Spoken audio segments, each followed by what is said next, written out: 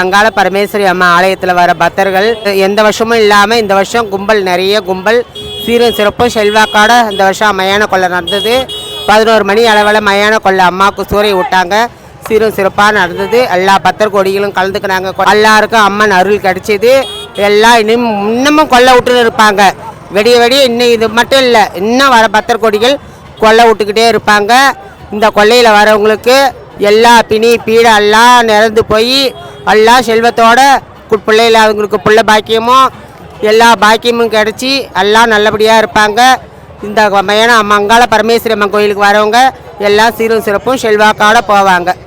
அதே போல் அம்மா சிறப்பு அலங்காரத்தில் கையில் கபாலத்தோட அருமையாக காட்சி அளித்தாங்க. இந்த வருஷம் கோடான கோடி ஜனம் இன்னும் வந்துக்கின்னு இருக்கிறாங்க. ஜனம் வந்து கொள்ளை விட்டவங்களும் இருக்கிறாங்க, இன்னும் வந்துக்கின்னு இருக்கிறாங்க ஜனம். நல்லா நாங்களும் வேஷம் போட்டு கொள்ளை விட்டோம், காலையிலேயே கொள்ளை விட்டுட்டோம்.